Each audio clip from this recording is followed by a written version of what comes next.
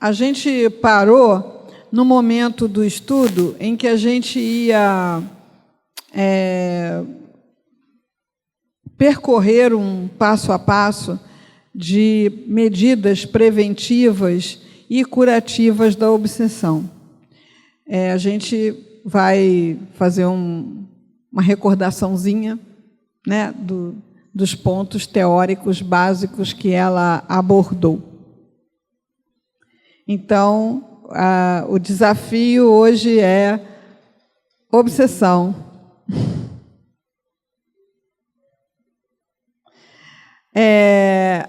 As definições do dicionário e as definições que a doutrina espírita nos apresentam, elas têm diferenças que passam mais pelo vocabulário.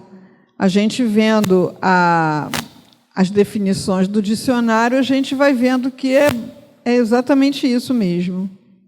Fixação indevida em torno de pessoas, fatos e coisas. Estado perturbador do comportamento. E transtorno neurótico ou psicótico. Então, como é que um psiquiatra avalia um paciente que está passando por um quadro obsessivo sem ter conhecimento da vida espiritual, da espiritualidade, da possibilidade dessa troca, dessa simbiose de pensamentos? Como é que ele diagnostica? Ele olha para o sujeito e, dependendo do grau de desconexão que a pessoa tem com a realidade, ele vai classificar aquela perturbação como um estado neurótico ou psicótico. Mas, se ele tiver a informação da doutrina espírita ou da visão espiritualista do transtorno, ele vai começar a trabalhar com essa possibilidade da interferência de outras inteligências de uma maneira mais direta. Causas atuais ou anteriores que podem levar à obsessão. A gente já viu ali naquele slide anterior, fixação indevida. Então, o primeiro grande cuidado é com a ideia fixa, com a ideia recorrente, com o estreitamento da visão num determinada pessoa, num determinado acontecimento, num determinado processo, problema. É ali que a gente começa a dar mais potência à nossa estação emissora de sinal. Então, uma estação emissora de sinal com mais potência, ela alcança mais mentes em sintonia. Quanto mais eu fixo meu pensamento numa ideia, mais intensidade eu dou para a minha emissão. Ambições desmedidas, vamos ver bem que é desmedidas, porque às vezes a gente faz uma interpretação equivocada da religião e acha que não devemos ter ambições.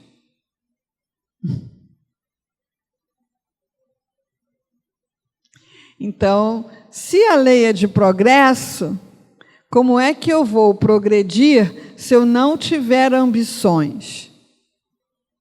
Se eu me conformo com tudo, se eu acho que está tudo bom, que tem que ser assim mesmo, como é que eu vou progredir?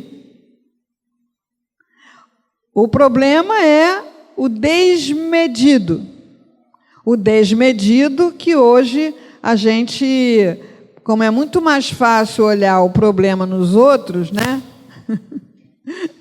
A gente está vendo aí pelos desmandos da corrupção que aquilo não tem medida. Não tem medida. Quanto é o dinheiro suficiente? Quanto é os valores necessários? Que confortos serão considerados suficientes? E aí a gente pode ver por esses desmandos que a ambição ali não tem medida. Não tem medida. É essa que abre porta para a obsessão. Desregramentos comportamentais, está escrito errado, comportamentais. O comportamento ou o funcionamento nosso, conosco mesmos, na vida em sociedade, enquanto cidadãos, enquanto pessoas que têm tarefas, que têm relacionamentos familiares, ele precisa obedecer regras. Então, para que o seu corpo atenda minimamente aquilo que você quer fazer e realizar, você tem que respeitar as regras da saúde. Porque a capacidade do corpo manter a saúde, tendo em vista certos comportamentos, em determinado ponto se esgota.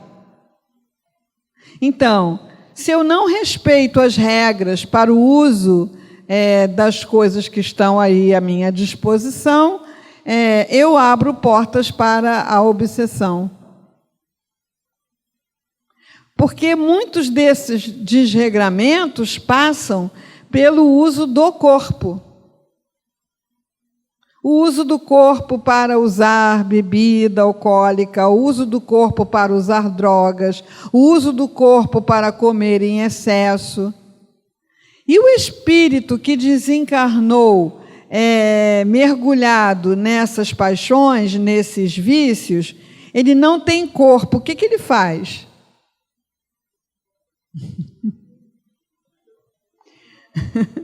Se liga nos colegas, né? Se liga nos colegas para absorver as sensações. Anseios exagerados. Novamente, aí o adjetivo é importantíssimo. Eu não devo ter anseios. Quer dizer, sonhos, projetos, vontade de realizar algo, isso é contrário à lei de progresso. Nós precisamos ter anseios. Anseios de aprendizado, anseios de experiência, anseios de crescimento espiritual, que significa mais felicidade. Agora, o que é exagerado? Né? O anseio exagerado vai depender do bom senso de cada um. Então, eu posso ter um anseio de ter amigos, de ter uma convivência social prazerosa. Agora, não posso estar sozinho nunca, eu tenho que estar sempre no meio de todo mundo, né? Porque se eu estiver sozinho, eu entro em depressão, então tem que estar sempre com alguém, tem que estar sempre numa festa, tem que estar sempre numa reunião social, tenho que estar sempre num evento. Então, entre aquela pessoa que não anseia mais nada e aquela que tem um anseio exagerado, é que está a saúde.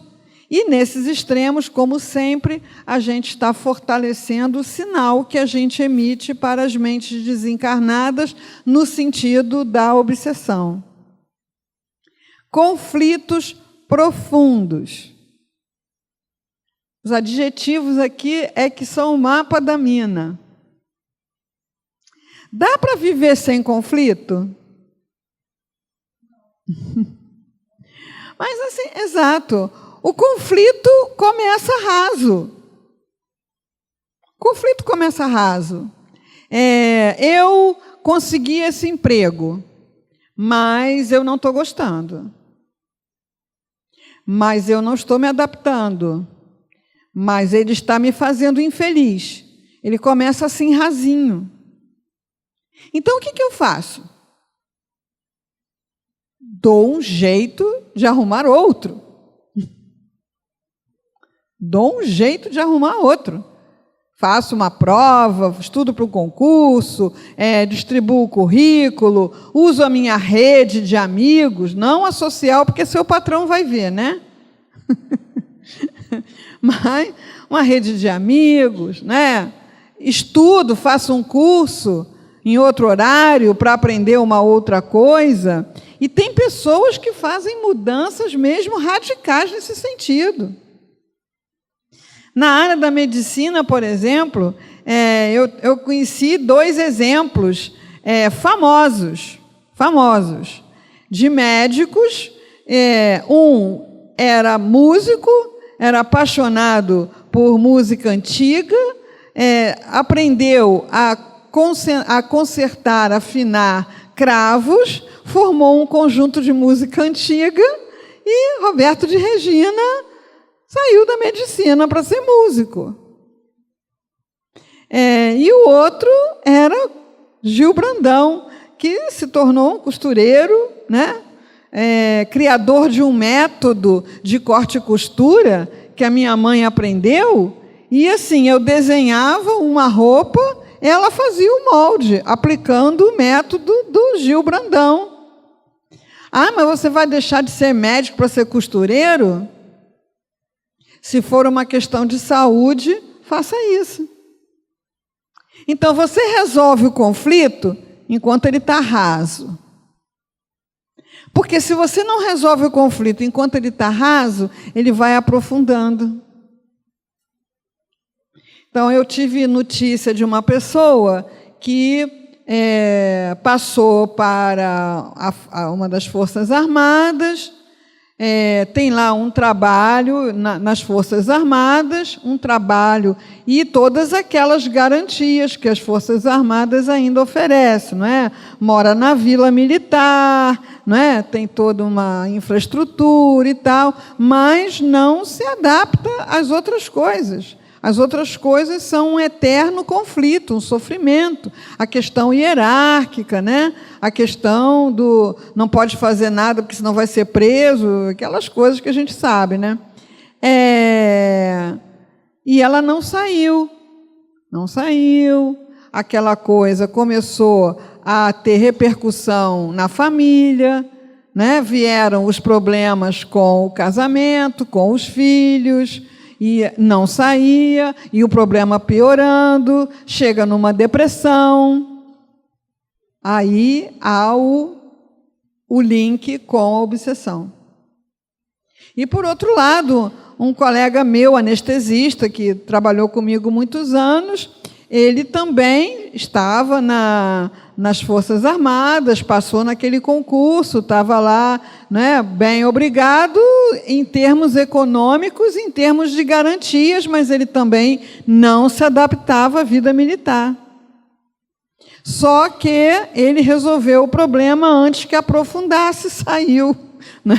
Saiu, e é claro, passou um tempo numa situação complicada, até conquistar um grupo de cirurgiões, essa coisa toda, né? E a família reclamando um monte, né? Então, assim, conflito nós temos e teremos, sei lá, nem sei se acaba de ter algum dia, né? Por quê? Porque a gente não sabe se casa, se compra uma bicicleta, né? Eu quero sair, mães.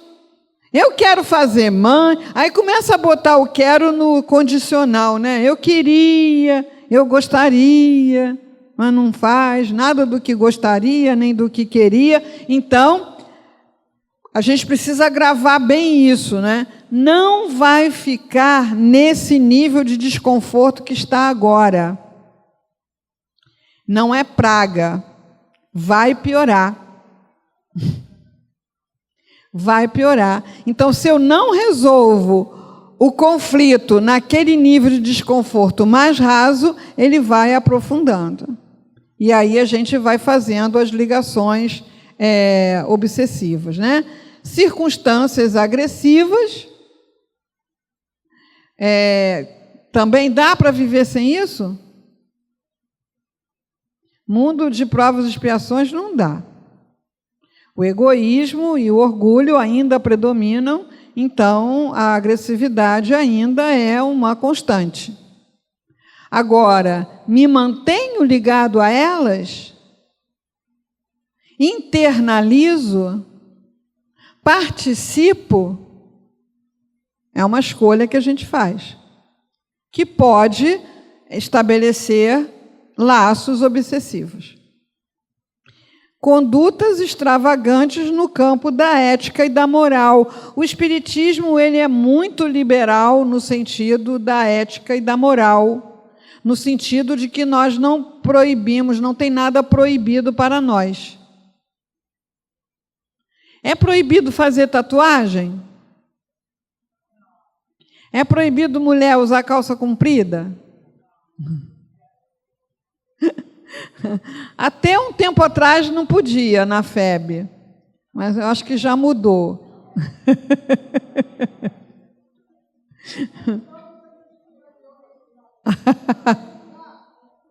Não sei, eu não sei. É uma opinião pessoal, né? Proibido não é. Mas engraçado assim, o professor Zé Jorge, foi ele que me trouxe para o ICEB, né? Sem eu saber que eu ia fazer palestra. Ele me levou. Você me leva no ICEB? Ele não tinha carro. Eu levei ele no ICEB. Cheguei lá, estava aquela mesa, Jorge Andréia, a viúva do Deolindo Amorim, não sei se... isso, Del. Aquele pessoal lá todo, e ele ia falar de Leon Denis. Só que na hora que ele ia falar, ele disse que tinha me levado para eu falar. A figura. Assim ele me mandou também lá na Federação Espírita para substituí-lo e não avisou nada a ninguém também. E também não me avisou nada. E aí eu fui com uma bermuda, tipo saia, assim, larguinha, assim, né? E aí eu fiquei sentada lá na plateia. E aí, quando deu a hora da palestra, chegou lá o senhor Gifone, que era o dirigente, surgiu lá em cima, e aí eu fui me apresentar a ele, né? Aí eu falei, aí ele me olhou assim, tipo, o que eu vou fazer, né?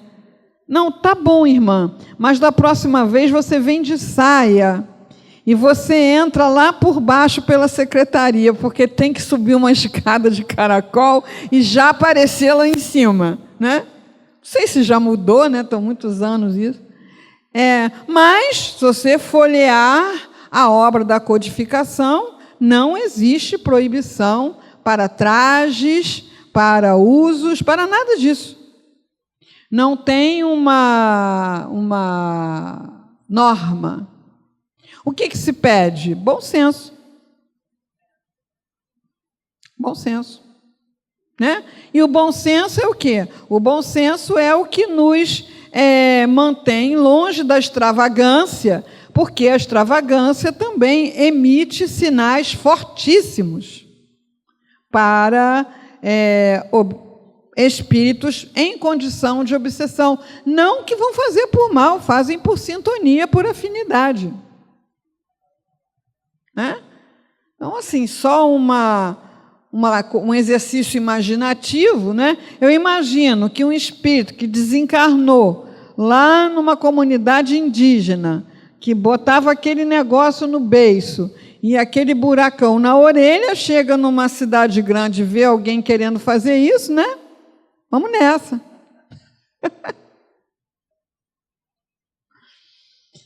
Traumas psicológicos estão na origem de transtornos psiquiátricos. Porque os traumas é como se fosse um furacão na psique.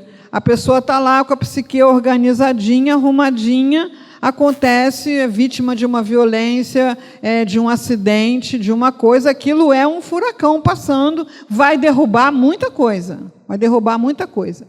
A pessoa precisa ter o quê? A resiliência para reconstruir-se. E alguns não têm. Alguns não têm.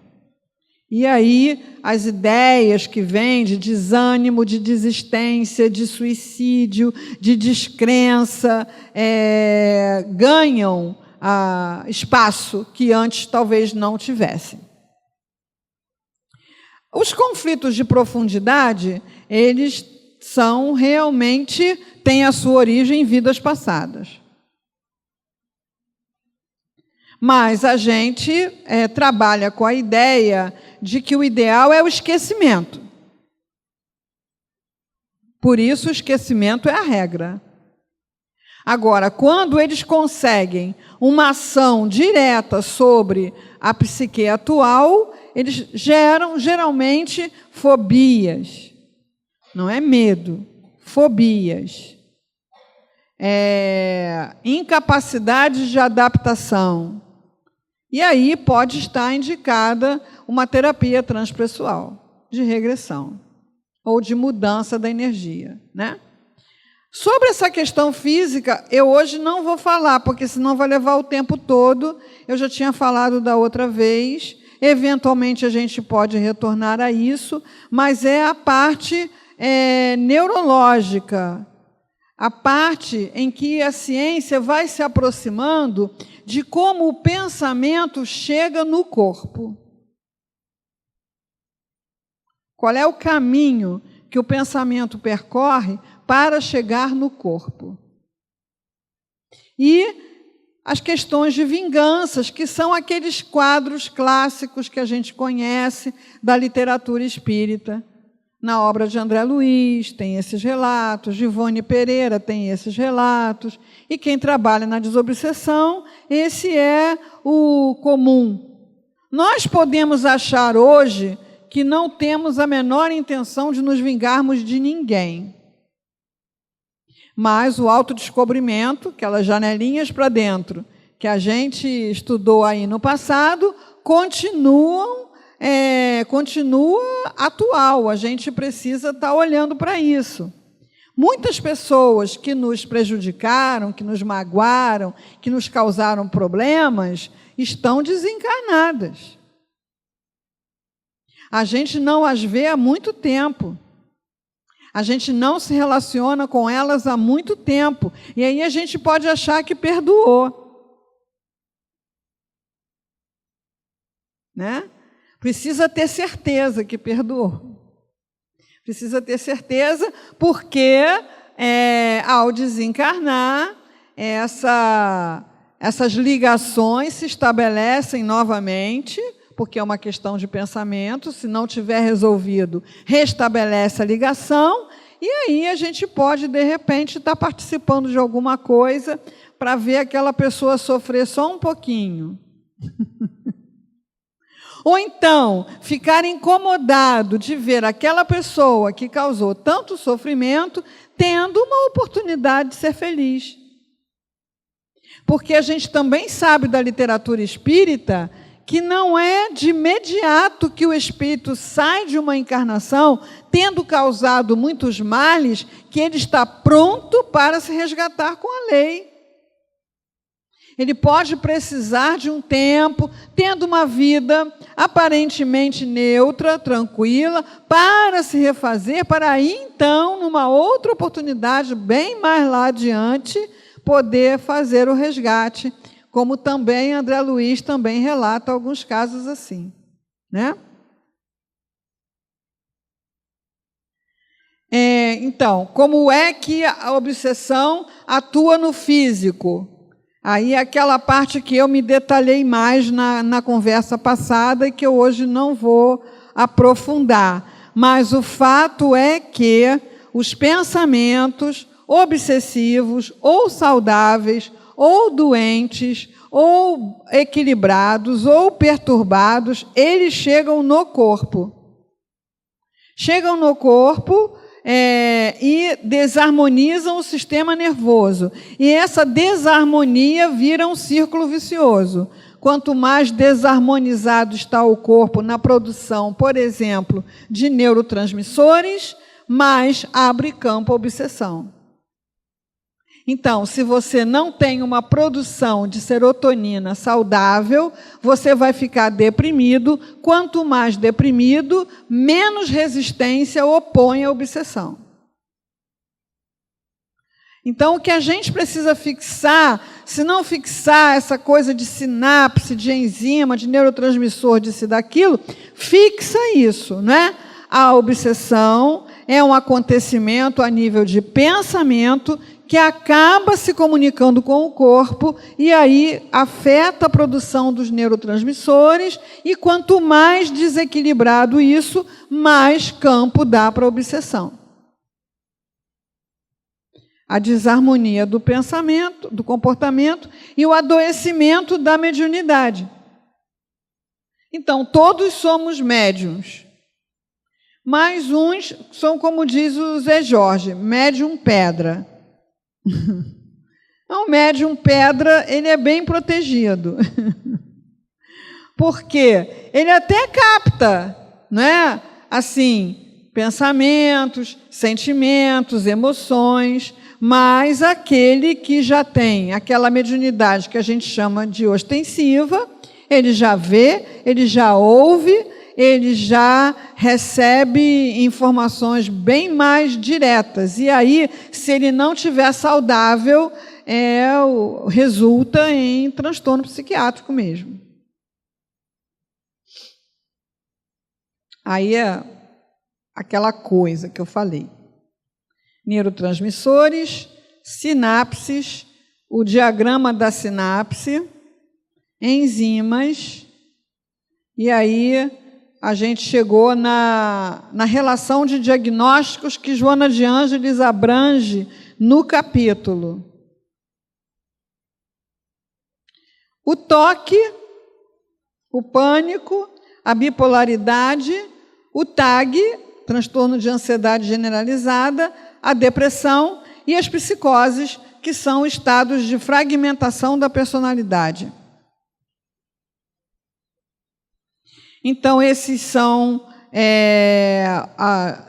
as doenças causadas pela obsessão. Aí a gente que está aqui hoje, graças a Deus, não tem nada disso.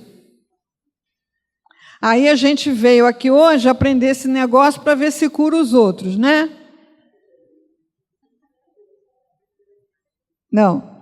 Não vamos curar ninguém. Se nós convivemos com pessoas que têm esses transtornos, esse conhecimento que Joana traz nos ajuda a compreender o que se passa. Apenas isso, compreender. Agora, nós estamos aqui num trabalho de vacinação. Então, será que a gente já apresenta ou já apresentou algum funcionamento parecido com um toque?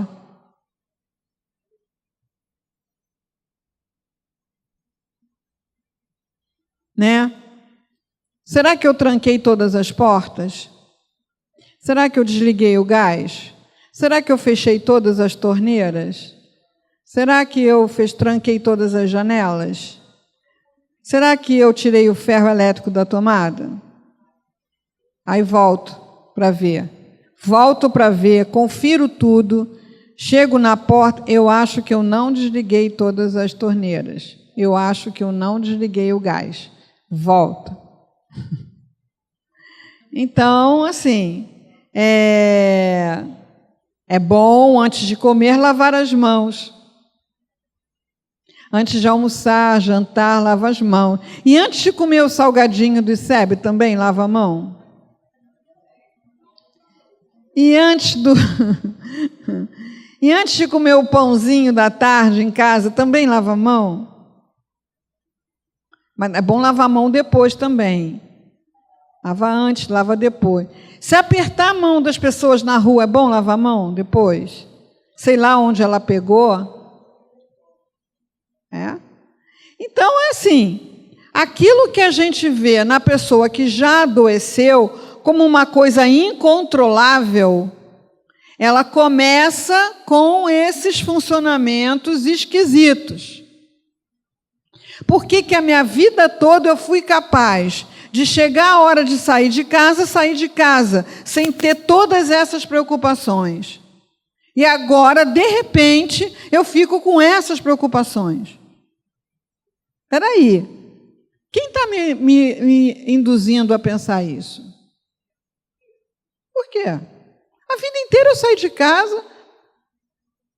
Posso ter tido até algum evento de deixar alguma coisa lá ligada, deu uma dor de cabeça maior ou menor, mas se você for pensar em quantas vezes você sai de casa e deixa tudo ok, e a única vez que deu algum problema foi só uma vez, você vai pensar que estatisticamente você sair de casa e deixar alguma coisa mal resolvida não é normal, não é uma coisa que provavelmente vá acontecer.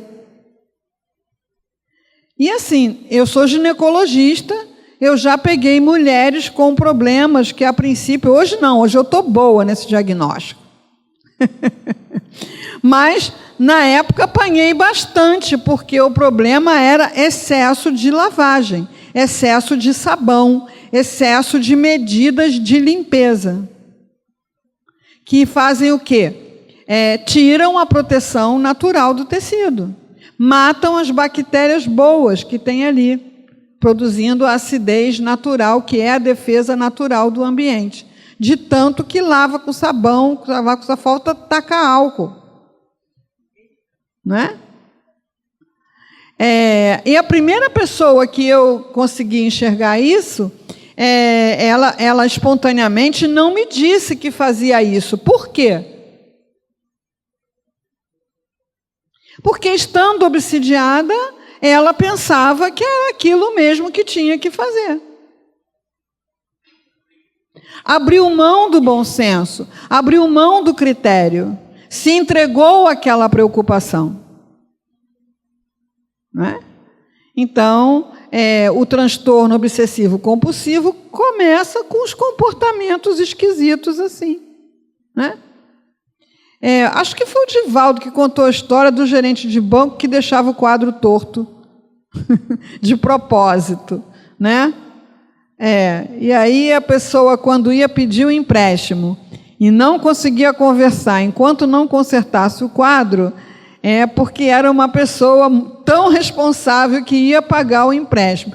Eu não sei o que ele estava selecionando, podia estar selecionando as pessoas com toque, né? Que eu não sei se são necessariamente boas pagadoras.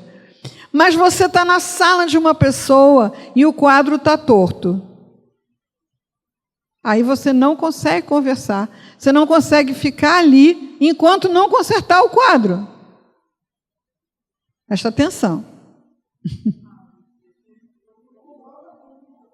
Presta atenção. Não é a sua casa, e não é um quadro que está caindo, não, ele só está um pouquinho torto. Incomoda muito, se liga. Incomoda muito, se liga. Se liga porque começa assim, né? O pânico, em geral, começa com trauma. Começa com trauma, uma situação em que a pessoa correu um risco real de morrer. E aí, de repente, ela descobre de uma forma muito forte, muito evidente, que não tem controle sobre a própria vida. Isso é uma coisa que a gente já devia saber, não devia ser surpresa para ninguém, mas a gente, às vezes, embarca nessa ilusão, né? Que está fazendo tudo certinho, então está controlando a morte.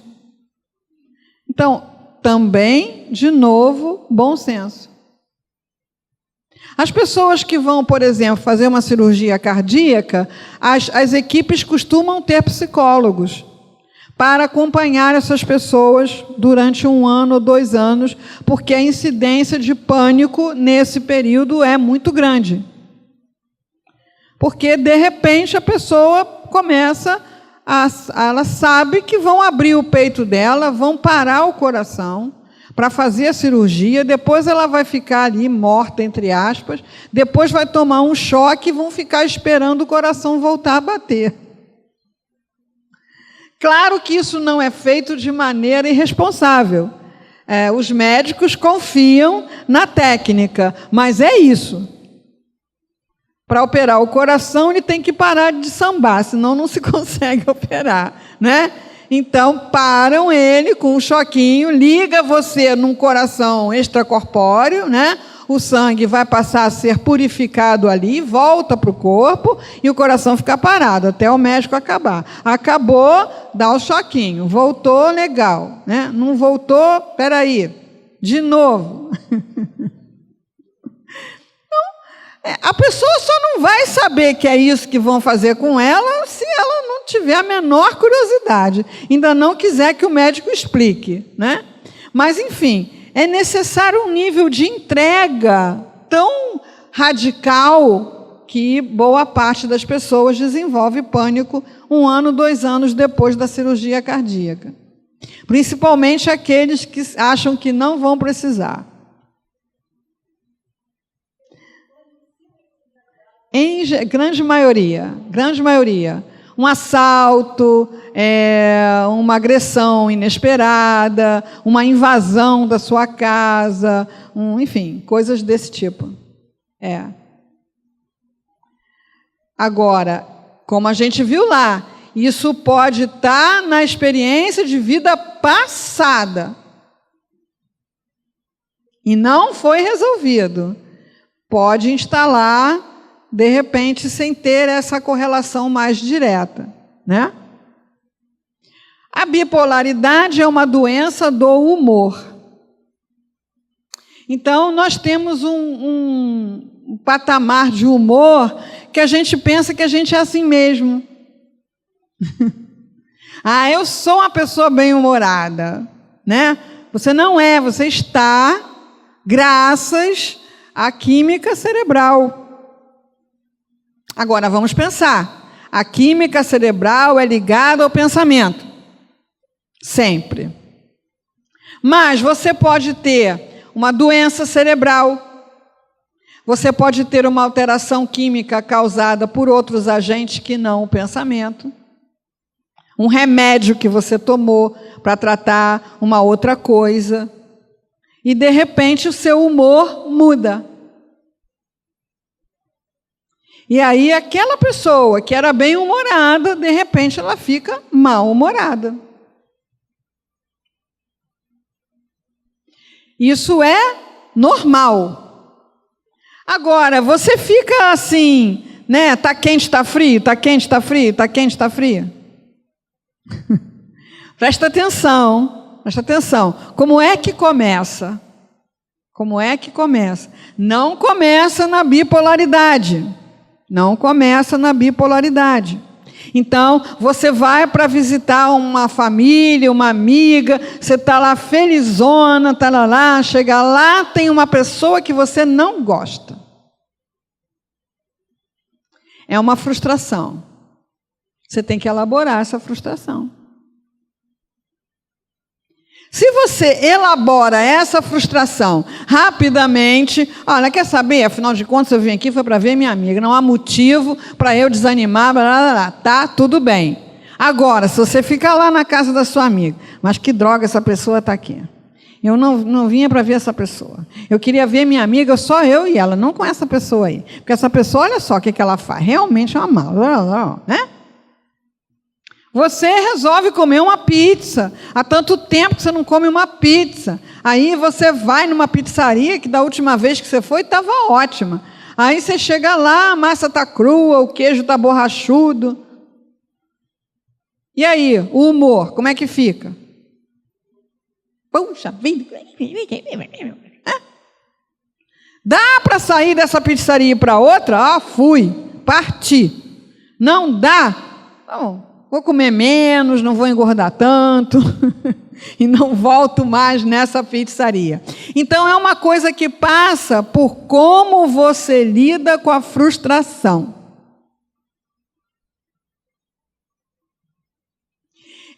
Amanhã vamos a Teresópolis. Ah, legal, vamos a Teresópolis amanhã, lá é lindo, não sei o que lá. Chega na estrada, tem uma batida, um engarrafamento, fica o carro preso ali, era para chegar em 1 hora, leva 3, aí chegou em Teresópolis, já estragou. Fiquei aqui no engarrafamento 3 horas, estou cansado, estou querendo voltar para casa para dormir. Mas o dedo de Deus está lá, ó. Ah, agora eu não quero mais. Então, presta atenção em como você lida com a frustração, porque a frustração é que movimenta essas mudanças de humor bruscas. E isso é no dia a dia, porque quando que a gente consegue passar um dia sem ter uma frustração? Não dá.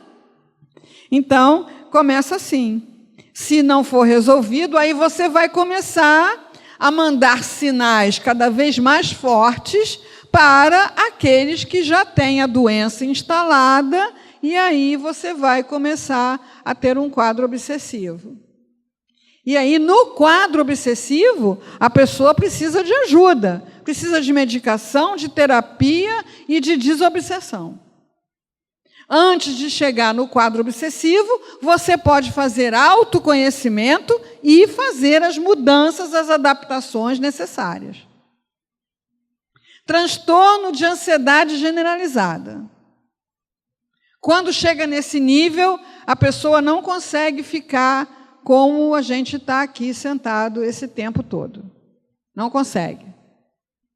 A gente já teve alguns lá no trabalho do Autocura, a pessoa levanta toda hora para beber água, a pessoa levanta toda hora para ir no banheiro, a pessoa fala com o que está do lado, a pessoa vai... Não consegue.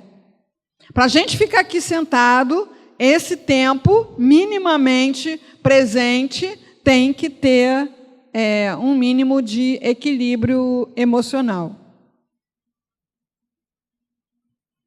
Agora... E se quando a gente sair daqui acontecer alguma coisa? Eu deixei meu carro lá no posto. E se quando eu chegar lá tiver sumido? E se alguém tiver arranhado meu carro? Quando eu saí, meu marido não tinha chegado. E se tiver acontecido alguma coisa com ele? A minha filha voou hoje para Porto Alegre. Sabe se teve algum acidente daqui a Porto Alegre? Então, começa assim. Começa assim. Aí, o que você faz? Nenhuma dessas coisas está sob o meu controle. Eu aqui só estou controlando essa setinha aqui. Eu aperto ela para cá, ela volta, aperto ela para lá, ela vai para frente. Olha que legal. Isso aqui eu estou controlando. Não estou controlando o avião de Porto Alegre, nem o carro do meu filho, nem o homem que ficou tomando conta do carro. Nada disso está sob meu controle. Então, não tem por que eu ficar me ocupando disso. É fácil parar com isso?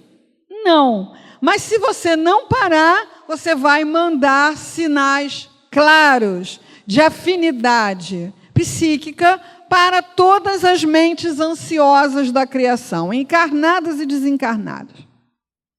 E aí vai ficar igual aquele endemoniado lá que Jesus atendeu. Como é seu nome? Meu nome é Legião. E não é toda hora que está passando uma manada de porco para a gente mandar os obsessores irem para os porcos, não. Né? Então, a pessoa que tem um transtorno de ansiedade generalizada, ela está doente, também precisa de tratamento, remédio, terapia, desobsessão. Antes de chegar nesse nível, dá para você resolver com estudo, às vezes com terapia também, né? Com o estudo, com a leitura, com a meditação, com a reflexão e com o exercício de olhar para o que pensa e mudar o ambiente mental aonde se vê mergulhado, né? Depressão não é tristeza. A gente vê as pessoas hoje confundindo essas coisas, né? Acontece uma coisa triste, você vai ficar o quê? Alegre? Ah, eu sou espírita. Olha só, você vai ter que amputar a perna. Ah, glória a Deus, que bom, menos uma perna para eu carregar. Não, peraí, não, né? Então, assim, quando acontece uma coisa triste, o saudável é ficar triste. Então, qual é a diferença? A diferença é que essa tristeza precisa ser elaborada. É isso que a doutrina espírita propõe. Olha para o que te entristece e vê o que isso está querendo te ensinar. Qual é o aprendizado que você tem que fazer? Que motivos você tem também, mesmo com a tristeza, para se alegrar? E ir deixando a ferida cicatrizar. As feridas da alma cicatrizam, como as feridas do corpo. Se você não for lá arrancar a casquinha, elas cicatrizam. Deixa cicatrizar, que passa. Agora, motivos para ficar triste não faltam. Não vão faltar. Se eu me encharco desses motivos, eu vou estar sempre muito mais triste do que alegre. Por quê? Eu vou hoje para a casa espírita, espero encontrar lá 10 pessoas, amigas, conhecidas, que eu gosto de encontrar. E aí, não encontro 2, 3. Perdeu a graça. Né? Eu fico triste com isso, porque, afinal de contas, eu esperei a semana inteira. Né? Então, assim, nós precisamos elaborar a tristeza para não mergulhar na tristeza, porque se nós mergulhamos na tristeza, fazemos sintonia com toda a tristeza do mundo. E essas coisas, Joana tem uma página em que ela chama atenção para como isso é sutil.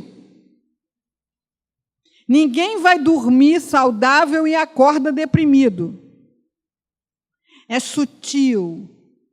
Você está muito bem, não está tendo nenhum problema mais grave, está lá sentado no seu sofá, vendo o programa que você gosta na televisão. Aí vem aquela coisa.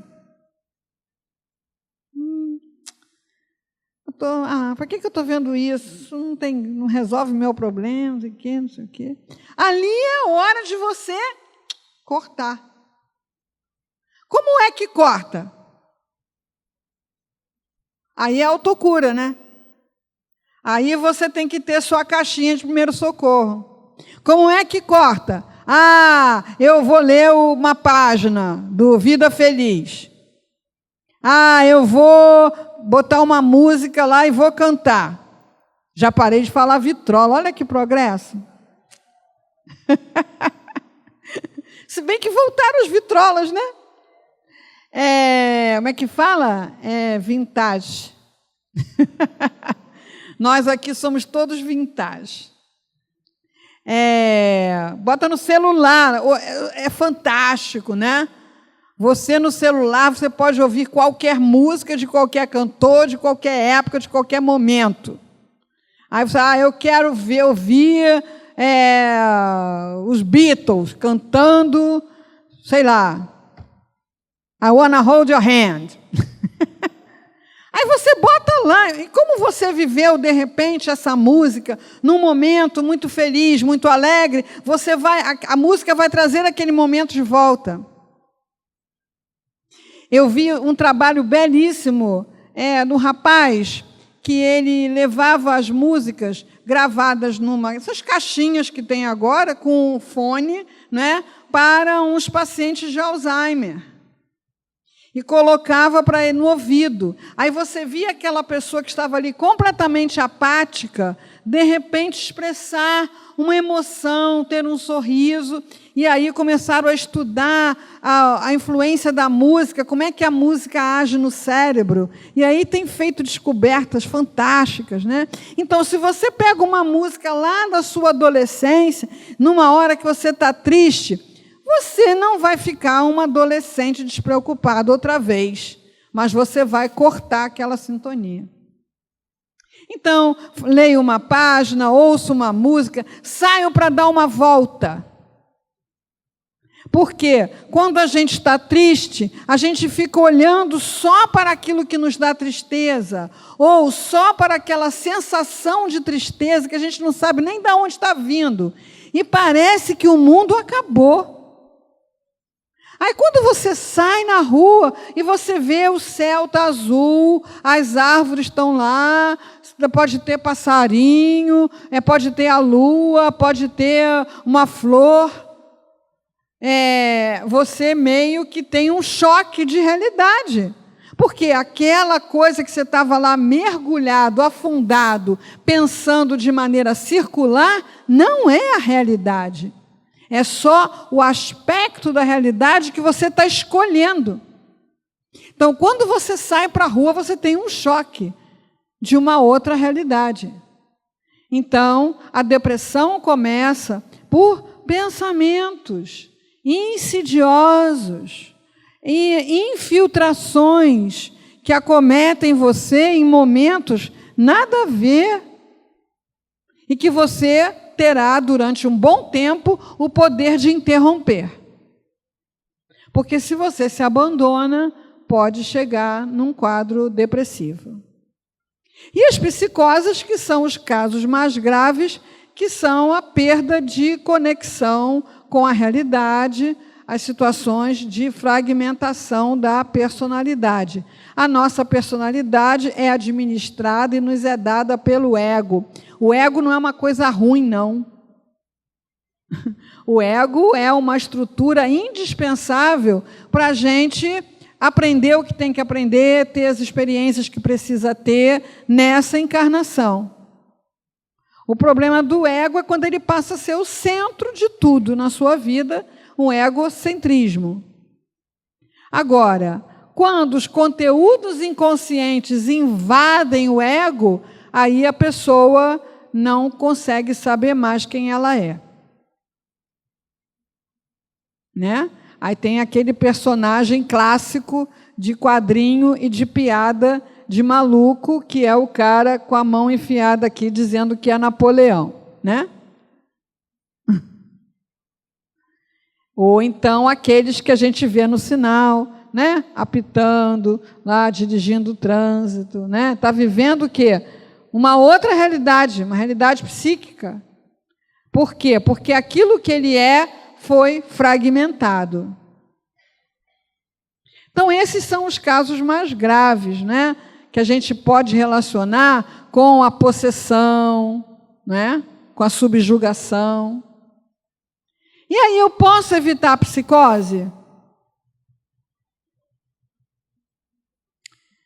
Enfim, se tiver casos na família, é bom ter acompanhamento psiquiátrico. Ah, peraí, vem cá. Nem isso aqui eu estou controlando? Se tiver casos na família, é bom ter acompanhamento psiquiátrico, porque às vezes os primeiros sinais são sutis. E existe uma tendência, não é uma determinação genética, mas é uma incidência estatística significativa.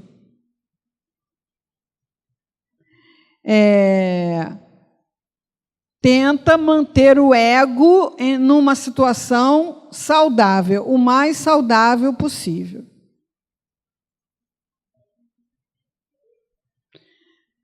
Tudo tem que querer. A vontade é soberana. Por isso é que nós não estamos aqui para curar ninguém. O único poder que nós temos isso tudo que eu estou falando aqui, eu faço comigo e proponho que vocês façam com vocês. O outro está fora do nosso controle. A gente queria tanto controlar o outro, né? Aí olha o que você faz da sua vida. Você acha que você está com muita bola assim?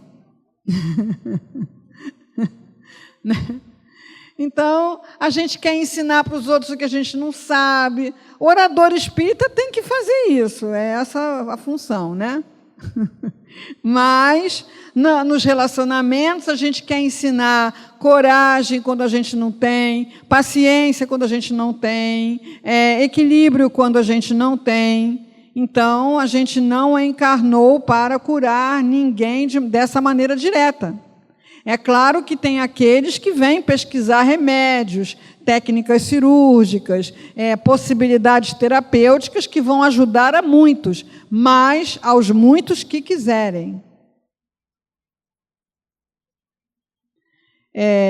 A gente aqui na cidade viveu a epopeia aí do Oswaldo Cruz com as vacinas, né? Então, vamos acabar com a raiva. Vamos sanear, acabar com os ratos e tal, né? Vamos fazer vacina. Não, que quer me dar injeção à força? Então, a gente vê como ele foi satirizado, né, nos jornais da época, correndo atrás das pessoas com uma seringa. Então, mesmo um missionário que vem com uma tarefa de levar a cura de doenças para muitas pessoas, ainda assim precisa do consentimento daquele a quem ele vai ajudar, senão não acontece. Agora, eu posso pensar, eu convivo com uma pessoa com esses diagnósticos. O que eu faço para eu também não adoecer? E aí, esse é o desafio. Esse é o grande desafio. Fazer um desligamento emocional sem fazer um desligamento afetivo. É possível? Não fosse possível, nós não estaríamos vivendo essas situações. Porque qual seria o objetivo da lei de me colocar convivendo com um psicótico se eu não tivesse como lidar com isso, aprender com isso, crescer com isso, ser feliz apesar disso e estivesse condenado a adoecer junto com ele? Eu precisaria ser materialista, achar que isso é um caso de azar, ou eu precisaria fazer uma interpretação muito equivocada do que a doutrina espírita nos propõe. É claro que se eu tenho um psicótico na minha convivência, ele faz parte da minha história. Nós temos alguma coisa para aprender, resgatar, resolver. Claro que temos. Mas não é para eu adoecer também. Pelo contrário. Então, o desligamento emocional é um trabalho de autodescobrimento, de autocura, que me propicia acompanhar, estar ao lado, sem estar me sentindo em sofrimento também, porque não há necessidade disso. O que é que faz eu ficar presa ao sofrimento do outro? Em geral, é a culpa. Em geral, é a culpa. Então, assim, aquela pessoa é minha filha, eu botei ela no mundo, então, se ela é doente, culpado sou eu. Se tiver isso lá no inconsciente e não fizer um bom trabalho de auto-perdão e de desligamento emocional, a pessoa vai adoecer junto com a filha doente. Mas não foi para isso que foram colocadas juntas. Mas de jeito nenhum. Então, o desligamento emocional não é deixar de amar. O desligamento emocional é deixar de ficar com a emoção no mesmo canal daquele que está doente.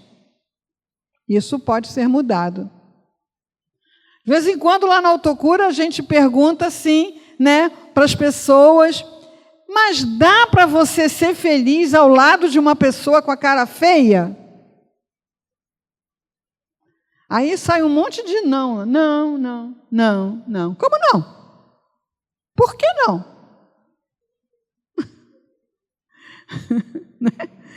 Não só pode, como deve. Você deve estar bem ao lado da pessoa de cara feia, por quê? Porque se você também adoece junto, você reforça a doença dela. E aí, assim, a pessoa está de cara feia por quê, hein? Em geral. Porque está frustrada. Porque alguma coisa não está como ela queria que fosse. E isso é sua responsabilidade? Não. Agora, a culpa faz o quê? A pessoa está de cara feia, só pode ser minha culpa. Só pode ser alguma coisa errada que eu fiz. Aí fica para o que está de cara feia. O que eu fiz para você ficar assim? Aí o que ele responde? Nada. Isso aí eu sou PhD. Sou PhD. Né? Aí a gente desliga emocionalmente, a gente... está de cara feia, tá? Outra hora a gente conversa. Vou fazer outra coisa. Não quero olhar para a cara feia, porque não gosto de olhar para a cara feia. Vou para o outro lado, né? E aí é uma coisa fantástica que acontece, né? Não só você fica saudável, se mantém saudável, como aquele que faz cara feia, começa a ver que não está fazendo efeito, cada vez vai fazendo menos. E quando faz, também dura menos. Então você se liberta e ajuda o outro a se libertar também, um espetáculo.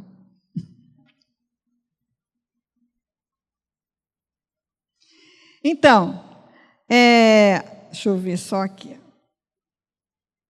Vou passar para cá. Tudo isso que a gente falou aí. Terapia preventiva e curadora. A preventiva foi basicamente esse pacote de sugestões que a gente propôs. Controle mental. Você tem que ser senhor da sua mente. E para isso você precisa olhar para o que você pensa. Se você não olhar para o que você pensa, o seu pensamento está habituado a fazer o quê? Ele está habituado a pensar que o teu sofrimento é por causa do outro, de um acontecimento externo, de uma coisa que está completamente fora do seu controle. E não é. Não é o acontecimento externo que me faz ficar deprimido, ansioso, tenso, nada disso. É o que eu penso sobre aquele acontecimento externo. Porque, diante do mesmo acontecimento, as pessoas vão pensar coisas variadas e vão ter respostas variadas. Então, diante de uma catástrofe, alguém pode pensar em se matar.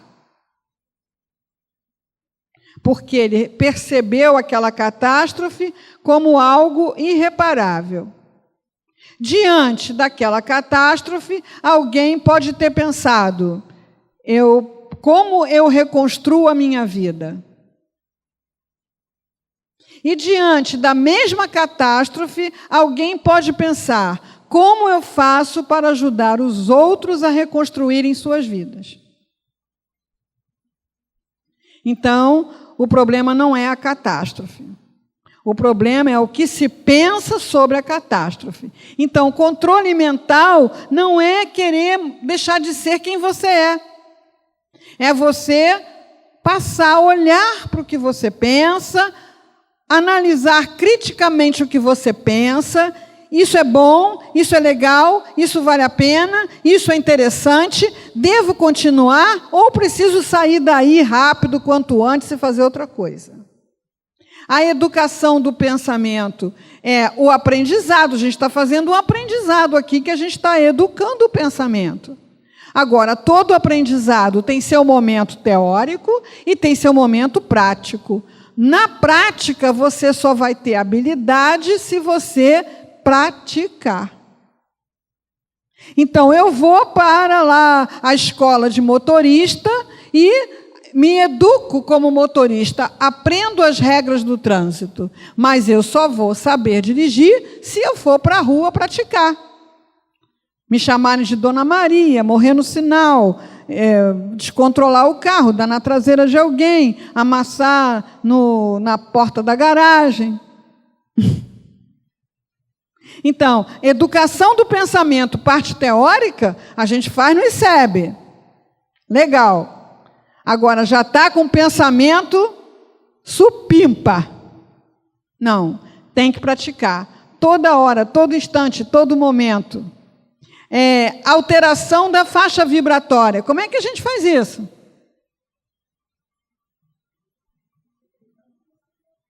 É possível?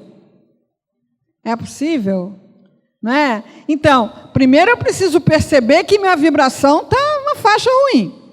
Preciso perceber isso, né? E aí você vai para as ferramentas, né? Por exemplo, você ouve ou canta Quanta Luz, aquilo, né? Vai subindo. Você lê uma poesia bonita, né? Você vê um filme edificante, você conversa com alguém que tem uma conversa saudável, você sobe o padrão vibratório, a prece. Então, por que tanta gente faz prece no mundo inteiro?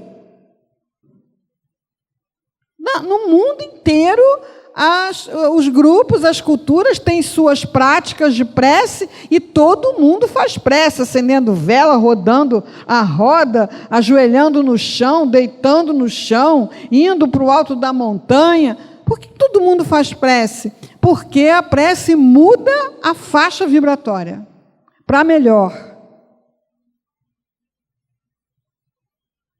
Tratamento médico, aí entra a parte da química, da medicação, quando é necessária, e a parte da psicoterapia. Porque a gente ainda escuta as pessoas que estão completamente perdidas, não sabem o que estão fazendo das suas vidas, e você fala, procura um terapeuta, a pessoa assim, ele vai resolver meu problema? Não, quem vai resolver seu problema é você. Só que você está mostrando que não dá conta de resolver sozinho. E isso não é vergonha, não. Isso é uma bênção do nosso tempo, a gente poder lançar mão desse recurso. Quando não tinha, mas agora tem. Então, tratamento médico é remédio e terapia. E direcionamento espiritual, que é aquele aconselhamento que a gente pega na casa espírita, ou de um receituário, ou de um atendimento fraterno, ou de um companheiro mais experiente. E aí a gente vê o seguinte, né?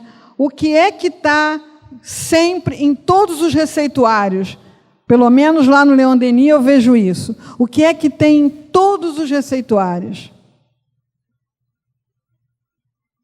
Faça o culto no lar.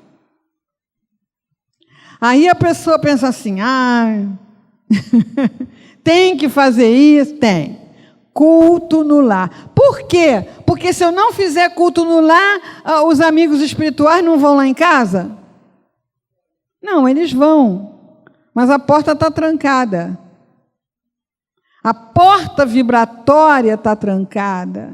Porque quando eles chegam na sua casa para fazer o atendimento, a sua casa está tendo um baile funk, uma festa rave. Como que eles vão entrar? Não tem como.